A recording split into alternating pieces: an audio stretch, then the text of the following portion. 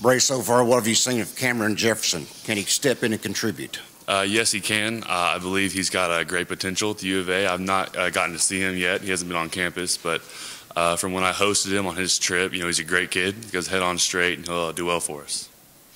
Do very well. How's your thoughts on playing for Coach Belima and the difference for playing for him last year from previous coaches you've had? He's an incredible guy. What you see is what you get. He's like that on social media and public, and it's how he is, behind the scenes. He's a great guy, and he really brings a whole new level of physicality to our offense, especially as far as offensive line play goes. So he's a fun coach to play for my position. Brey, what's your relationship been like with Coach Pittman in the last year and a half, and seeing guys like Jonathan Cooper, he coached at Carolina, and Juwan James at UT going in the first round? Is that kind of good motivation for you to try to follow in that line?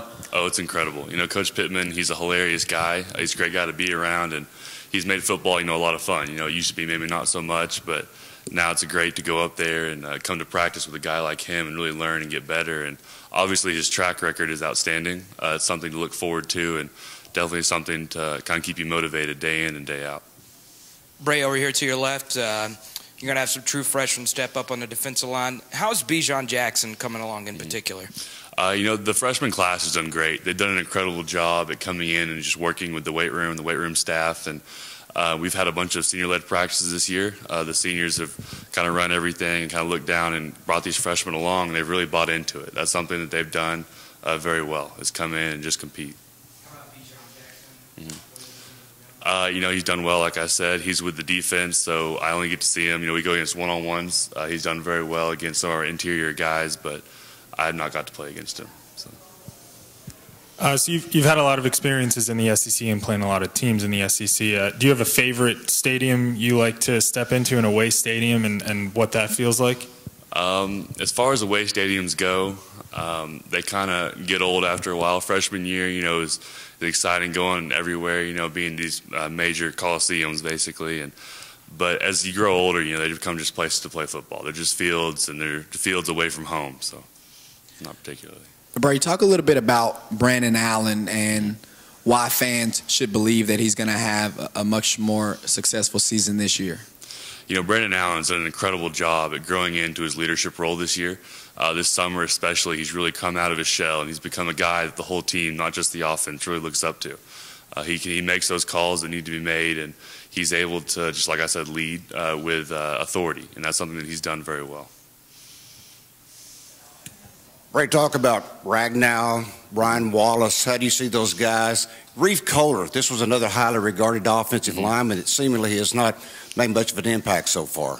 Those guys, they're young guys, and they've come in with a lot of excitement. They bring a lot of excitement to the game, and especially Frank at center.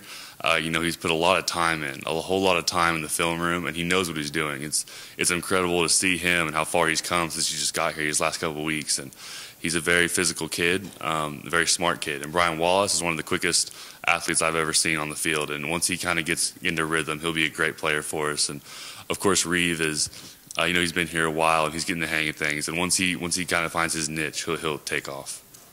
Hey, Brey, talk about some of the passing game and what you've seen there as far as growth is concerned, and some of the incoming receivers. I know Hollister's there, but I think some of the other guys aren't yet. How have they kind of fit in with the system? They've been doing a great job with 7-on-7 with Brandon. They kind of organize that themselves, and so I don't get to see a whole lot of that. But as far as what I've seen, conditioning in the weight room, they're all doing very well. Keon, of course, is kind of leading the pack. Keon and Meach and some of those guys, they've really brought along, like the Hollisters and the kids, the young guys. So they're moving forward every day.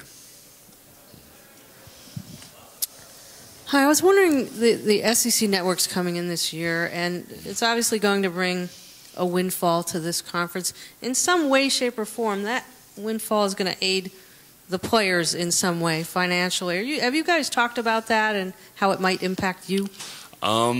All I know about the SEC network is, it's huge, obviously, for the conference, and not just for football, but for the other sports as well. The other sports will get a lot of airtime on there, and I think that's huge. It's very exciting to be able to watch them, not just from Fayetteville, but all around the country.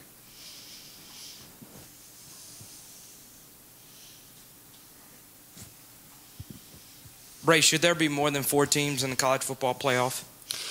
I'm going to let Jeff Long handle that one. I'm going to let them figure that out, but I'm sure they're doing a great job up there planning everything, and I'm excited for this year to be one of the first teams to go through this process.